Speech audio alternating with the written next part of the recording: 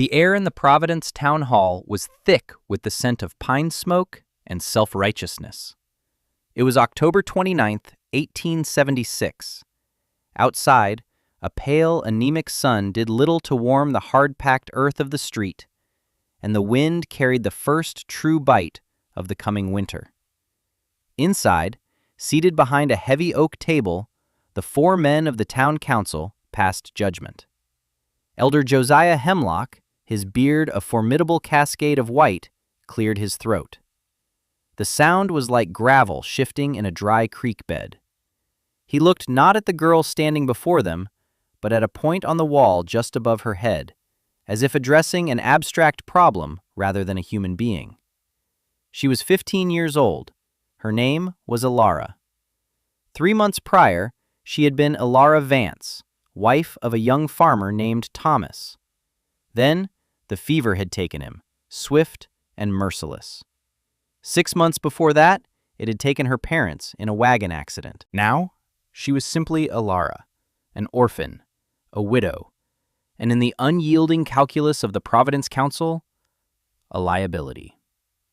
The farm, which had belonged to Thomas's family, had reverted to his distant cousins in the east. The small cabin they had lived in was no longer hers. She possessed a single wool blanket, the clothes on her back, a handcart, and a grief so profound it had frozen her tears.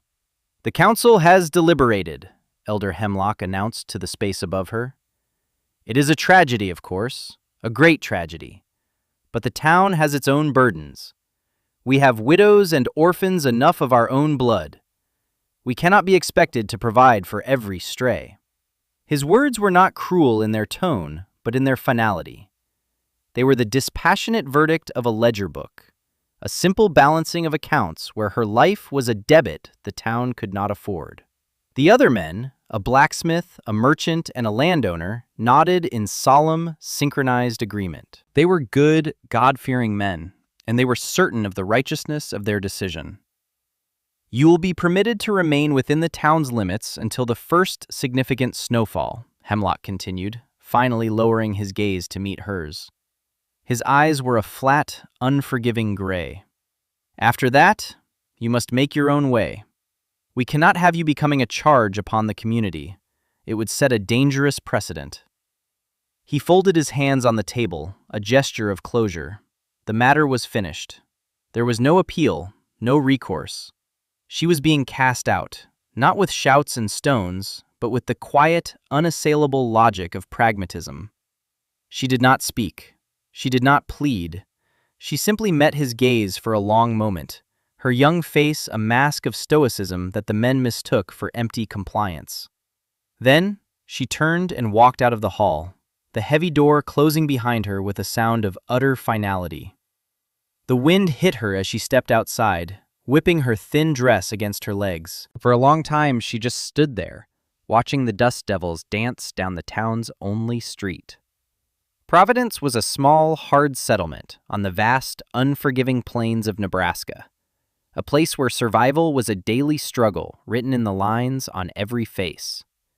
They saw her as a mouth to feed, another potential casualty of the winter to be buried come spring. They believed they were being practical, even merciful, by forcing her out now. Let her find her way to a larger city, or to relatives she did not have. Her fate, they had decided, was no longer their concern. But as she stood there, a different kind of knowledge began to stir within her, a seed planted long ago by a voice she had almost forgotten. It was the voice of her grandmother, a woman born of the plains, whose wisdom was not written in books, but carried in stories and the rhythm of the seasons. Her grandmother had not feared the winter wind. She had called it a sculptor. She had not cursed the endless expanse of the prairie.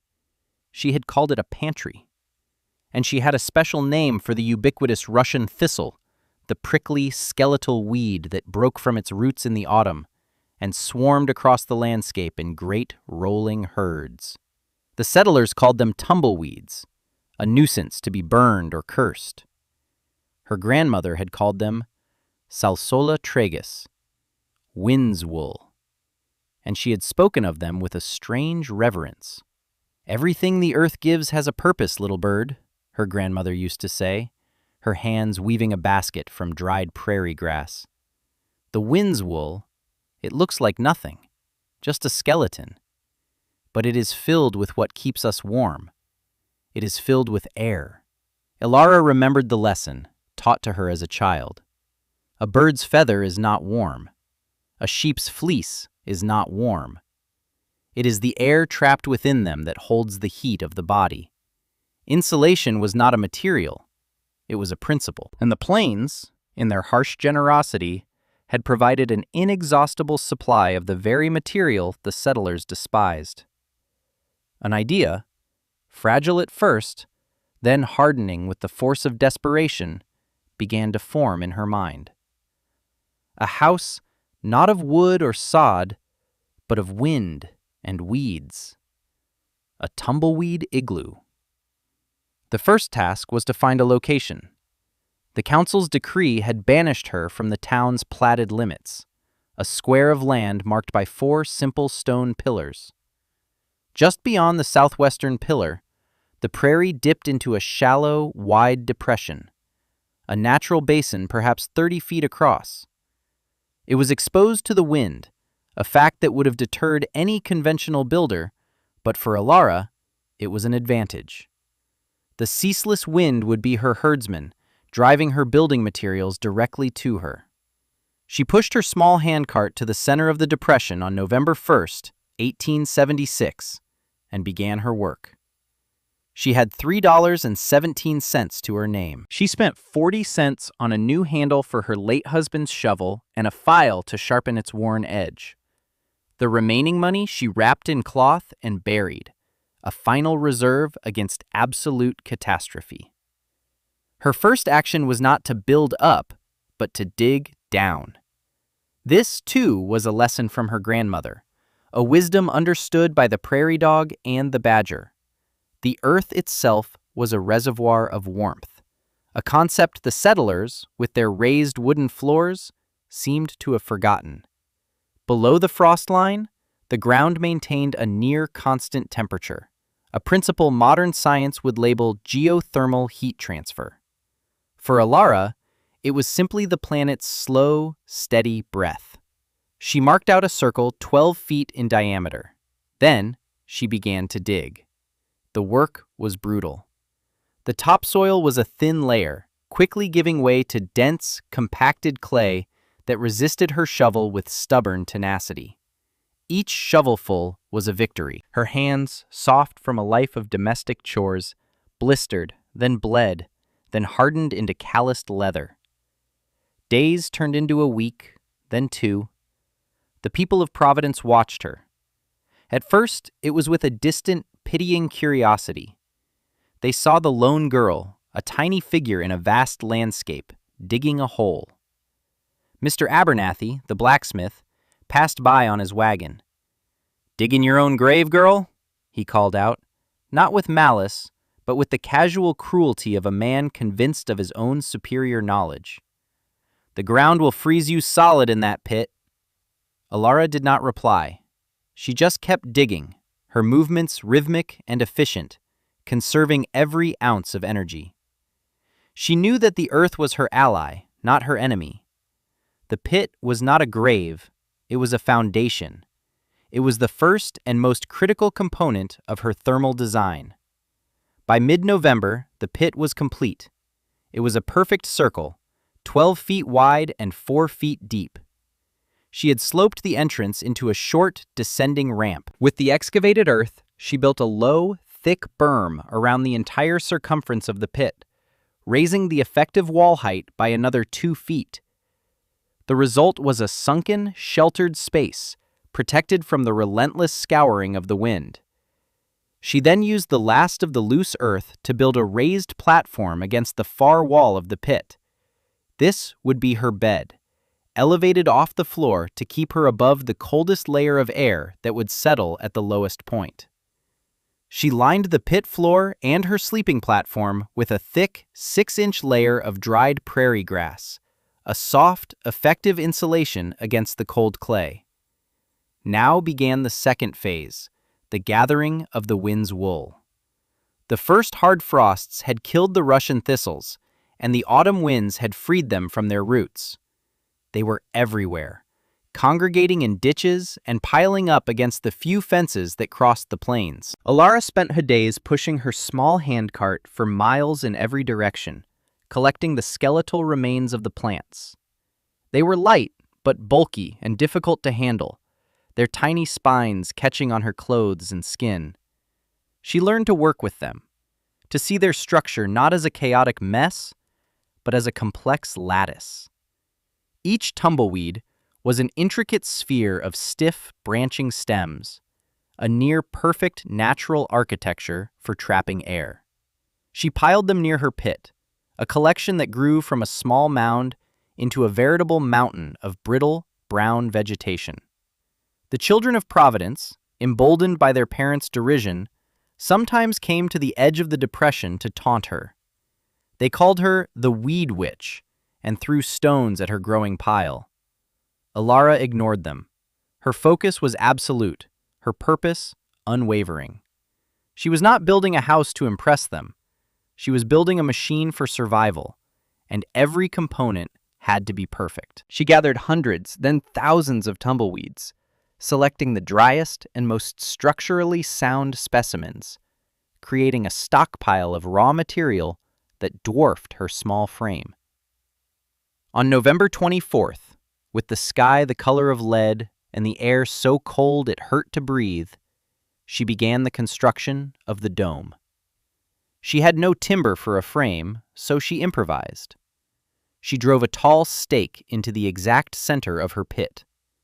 Tied to it was a long piece of twine, which she used as a compass to ensure the symmetry of her structure.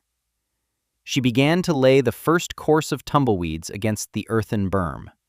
The process was methodical, like a form of three-dimensional weaving. She would place a large tumbleweed, then force another one into its embrace, the interlocking branches holding it fast. She packed them tightly, pushing and twisting them until they formed a dense, solid wall.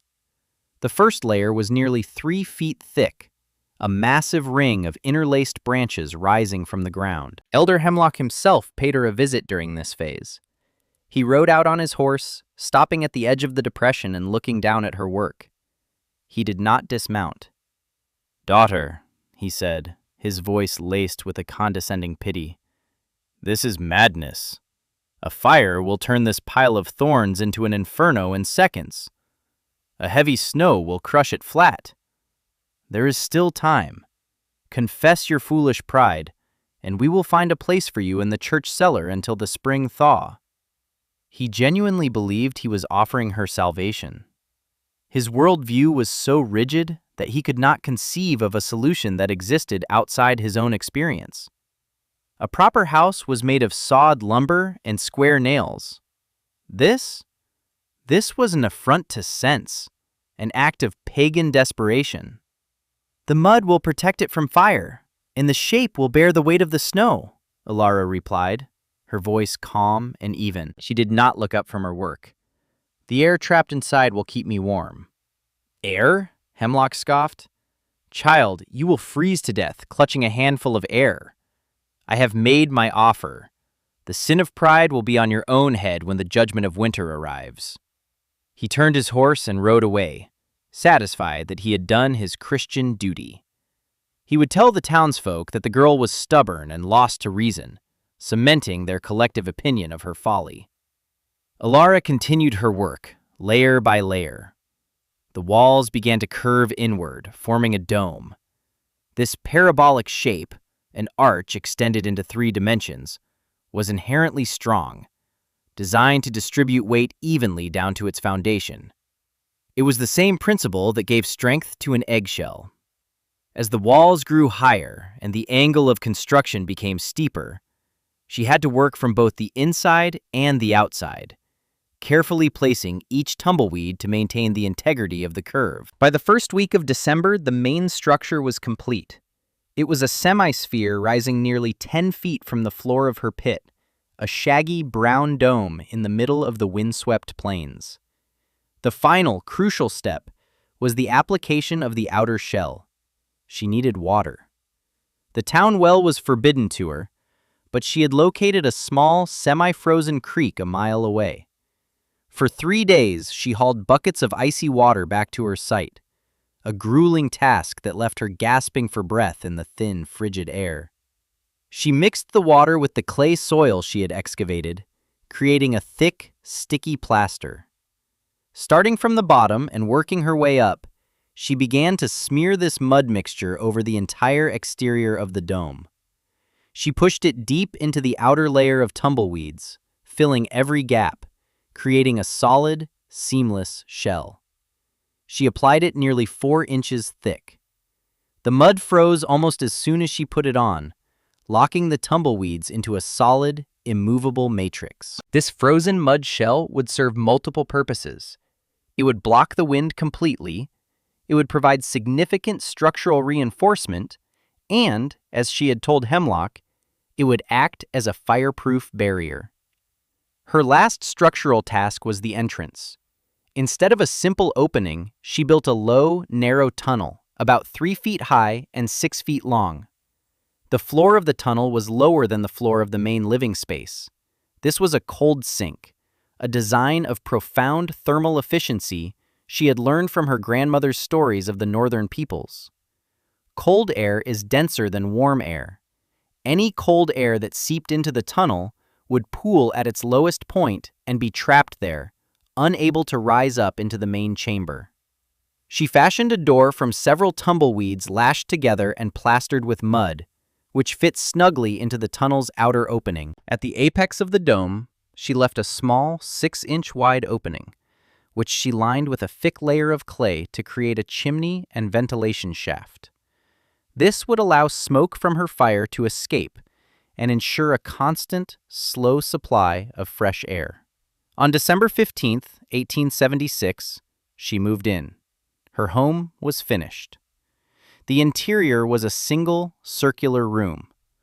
The walls were the exposed, tangled branches of the inner layer of tumbleweeds, creating a space that felt strangely organic and secure. Her raised sleeping platform was covered with her one wool blanket. In the center of the room, directly beneath the ventilation shaft, she had built a small, efficient fire pit, ringed with stones and lined with clay. She had gathered a small pile of dried wood and buffalo chips, enough to last for weeks if used sparingly. She had also foraged a supply of prairie turnips and dried what little meat she could acquire. It was not a feast, but it was fuel. She lit her first fire that evening. It was small, just a handful of twigs, but it was enough. The clay-lined chimney drew the smoke up and out perfectly. The heat from the tiny flame was immediately noticeable. It did not escape through thin wooden walls or single-pane glass windows. It was held and reflected by the millions of tiny air pockets trapped in the 3-foot-thick walls of her shelter. The temperature inside slowly rose from a biting 10 degrees Fahrenheit to a comfortable 55. Outside, the wind howled its mournful song, but inside the dome, there was only a deep, muffled silence. The structure did not creak or groan. It was a part of the earth, hunkered down and resolute. Alara sat on her sleeping platform, wrapped in her blanket, and felt a profound sense of quiet satisfaction. She had trusted the old knowledge. She had done the work. Now, all she could do was wait. She did not have to wait long. On December 18th, the world changed. The sky, which had been a uniform sheet of gray for days, turned a bruised, ominous purple. The wind, which had been a constant companion, fell utterly silent. An eerie, unnatural stillness settled over the plains. The animals fell quiet. The air grew heavy. Even the townsfolk of Providence felt it. They looked at the sky, checked the thickness of their wood piles, and sealed their doors, feeling a primal unease. They were confident in their sturdy, wood-frame houses, the very symbols of their conquest over the wilderness. In the town's general store, the men gathered around the pot-bellied stove spoke of the coming snow. They mentioned Alara. The consensus was that her folly would now meet its inevitable end. "Nature will claim her," one said, shaking his head. "A hard lesson." When the storm came, it did not begin with a gentle flake. It arrived as a solid wall of white, a deafening roar of wind and ice that descended upon the prairie with the speed and fury of an avalanche. This was not a snowstorm. It was a blizzard of historic proportions, what the plains people called a white hurricane. The temperature plummeted, dropping 30 degrees in a single hour, then another 20. The wind screamed at over 70 miles per hour, a relentless physical assault that picked up the loose topsoil and surface snow and turned the air into a blinding, scouring torrent of ice particles. Visibility dropped to 0. To be caught outside was a death sentence, not in hours, but in minutes. Inside her shelter, Alara felt the storm's arrival as a sudden, immense pressure on the dome. The muffled sound of the wind rose to a deep, resonant hum, like a giant tuning fork pressed against the earth. But the walls held. The dome's aerodynamic shape allowed the worst of the wind to flow over it, while its low profile and sunken position kept it from bearing the full force of the gale. Snow began to pile up against the structure, and this, far from being a threat, was a blessing. Snow itself is an excellent insulator, composed of up to 95% trapped air. The blizzard was, in effect, adding another layer of insulation to her home, burying it under a thick, protective blanket. She kept her fire small, a tiny glowing heart in the center of her shelter. The interior temperature remained stable, hovering in the low 50s. The thermal mass of the surrounding earth bled its constant 40-degree warmth into the pit. The thick tumbleweed walls, with their astronomical R value, prevented that precious heat from escaping. The cold sink at the entrance worked perfectly. A quick check revealed the tunnel to be frigid, but the air in the main chamber remained still and warm. She sat and listened to the storm, a force of unimaginable power raging just inches away, yet unable to touch her. She was not merely surviving, she was comfortable. She ate some of her dried food, drank melted snow, and slept, secure in the knowledge that her design was sound. The forgotten wisdom was true. In Providence, the story was starkly different. The settlers' homes, objects of such pride, were proving to be tragically inadequate. They were machines for dying. The houses were raised off the ground, fully exposed to the wind that clawed at them from every direction, sucking the heat out with terrifying efficiency. The wind forced its way through every crack, every keyhole, every gap in the window frames. The single-pane glass windows, with no insulating properties, became sheets of ice on the inside, leaching warmth. The intense cold made them brittle, and soon windows began to shatter from the constant, violent pressure of the wind, letting the blizzard directly into the homes. The families huddled around their fireplaces and stoves, feeding them with a desperate, frantic energy. But the heat was being stolen faster than they could produce it. A fireplace, for all its cheerful glow, is a remarkably inefficient heat source, with most of the warmth escaping directly up the chimney. The houses consumed their fuel voraciously. A woodpile that should have lasted a month was gone in a day. Then they started burning furniture. Chairs, tables, dressers, anything that would burn was fed to the fire. The temperature inside the houses dropped from 60 degrees to 40, then to 30. Water froze in buckets just feet from the fire. Frostbite began to set in, first on fingers and toes, then on noses and ears. The sturdy houses had become frozen tombs. The blizzard raged for 3 full days. For 72 hours, the world was nothing but a roaring white chaos. On the morning of the fourth day, December 22nd, the wind began to subside. By midday, it had fallen to a stiff breeze, and the snow tapered off. A strange, luminous twilight filtered through the thick cloud cover. Ilara, who had been carefully conserving her fuel, decided it was time to see the aftermath. She pushed open her mud-caked door and crawled through the tunnel. The entrance was almost completely buried in a massive snowdrift, but she was able to dig a narrow channel to the surface with her hands and shovel. When she finally stood up, the world was unrecognizable. The prairie was gone, replaced by a rolling, alien landscape of white. The snow was packed as hard as stone by the wind, sculpted into massive drifts, some over 20 feet high. There was a profound, unnatural silence. And in the distance, where the town of Providence should have been, she saw almost nothing. The houses were buried, many up to their roofs. A few stovepipes poked through the snow, but from most, there was no smoke. A deep, cold dread settled in her stomach. Their arrogance, their dismissal of her, it had all been a prelude to this. They had faced the judgment of winter, and their conventional wisdom had failed them utterly. Despite their cruelty, she could not leave them to their fate. They were people, and they were dying.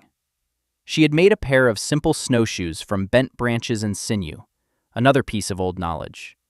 She strapped them to her feet and began the arduous trek towards the town.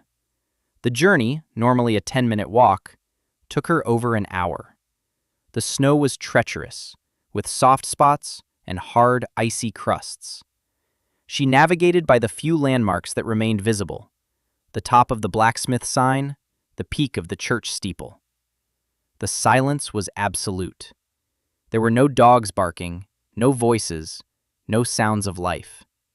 She reached the first house, belonging to the blacksmith, Mr. Abernathy. It was buried to the eaves. The windows were dark, shattered voids. She called out his name, but only the wind answered. She moved on to the next, and the next. The scene was the same: silence and snow. She realized that many of them, seeing their own homes fail, would have tried to gather in the largest, most central building, the town hall. It was their last, best hope for communal survival. She made her way to the center of the town, where a massive drift had all but consumed the building. Only a corner of its roof was visible. As she drew closer, she thought she heard a sound, a faint, rhythmic tapping. She held her breath and listened. There it was again. It was coming from the direction of the main doors, now buried under 15 feet of compacted snow. Someone was alive. She began to dig. The work was exhausting. The snow was not light and fluffy, it was dense and heavy, almost like ice. She had only her small shovel. She dug for what felt like hours, her muscles screaming in protest, the frigid air burning her lungs. Finally, after clearing a deep pit, her shovel struck wood. She had reached the top of the doors. With renewed energy, she cleared the snow away from the entrance, creating a narrow passage down to the handles. The doors were barred from the inside, but she could now hear weak voices. "Hello?" she called out, her voice hoarse. "Is anyone in there?" A muffled cry came from within. She used the handle of her shovel to bang on the door. "You have to unbar the door! I will help you!" There was a scraping sound from inside, and after a moment, one of the heavy doors creaked open a few inches. The air that wafted out was foul and colder than the air outside. She pushed the door open and peered into the gloom. The great hall was a scene of desperation. Huddled together in the center of the room were the survivors, perhaps a dozen of them. They were wrapped in every piece of cloth they could find: curtains, tablecloths, rugs. Their faces were gaunt, their lips blue. Among them, shivering uncontrollably, was Elder Josiah Hemlock. Their fire had long since died. They had burned the pews, the council table, even the books, but it had not been enough. They were in the final stages of hypothermia, slowly freezing to death in the very building that represented their authority and order. They stared at her as if she were an apparition. This girl, this child they had cast out, stood before them, healthy and strong, framed by the blinding white of the snow she had seemingly conquered. There was no accusation in her eyes, only a quiet, determined purpose. "You must come with me," she said, her voice clear and firm. "My shelter is warm. There is fire." Not one of them spoke. Not one of them protested. Their pride had been frozen and shattered along with their windows. They were broken. One by one, she helped them out of their icy prison and into the trench she had dug. The journey to her shelter was a slow, desperate procession. She had to support Elder Hemlock, whose legs were too stiff with cold to walk properly. The others followed, stumbling through the snow, a line of humbled ghosts trailing the girl they had condemned. When they reached the low, mud-covered dome, they stared at it in disbelief. It looked like a simple mound of earth, a part of the snow-covered landscape. She led them down into the tunnel. As they crawled into the main chamber, a wave of warmth washed over them, a feeling so alien and miraculous it made some of them weep. They saw the small, glowing fire, the grass-lined floor, the strangely beautiful walls of woven branches. The air was warm and still.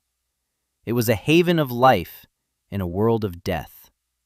They crowded into the small space, their bodies soaking up the heat. Alara gave them what little food and water she had. She said nothing of their earlier cruelty, nothing of their mockery. Her actions were her only statement. It was a vindication more powerful than any words she could ever have spoken. She had not just survived their judgment. She had triumphed over the very forces of nature they had been so certain would destroy her. They remained in her shelter for 4 more days until the blizzard finally broke and the sun returned. The survivors from Providence, including the entire town council, were alive for one reason.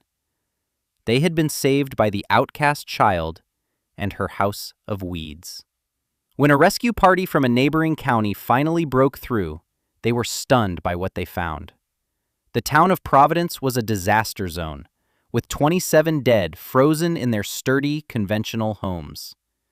The only sign of life was the small group of survivors huddled around a strange, dome-shaped hut, being tended to by a 15-year-old girl. The story of Alara and the Tumbleweed Igloo became a legend on the plains, a cautionary tale about the dangers of arrogance and a testament to the power of forgotten wisdom. Elder Hemlock, a man broken and remade by the ordeal, publicly confessed his folly and begged her forgiveness before the entire territory. Alara was no longer an outcast. The town, or what was left of it, looked to her not as a burden, but as a leader, a sage whose knowledge of the natural world was deeper and more profound than their own. They offered her anything she wanted, the finest new house they would build, a position of honor in their community. She accepted their apologies, but refused their offers. She had no need of their houses or their honors. Her small, warm dome was home. Her vindication was not in their praise, but in the quiet hum of the wind outside her walls, a sound she no longer feared. Not one of them had lost a family member to the great blizzard of 1876. Not one had burned through their entire wood supply in a futile attempt to stay warm. And not one, for the rest of their days, would ever again underestimate the wisdom of the earth or the resilience of a girl they had left for dead.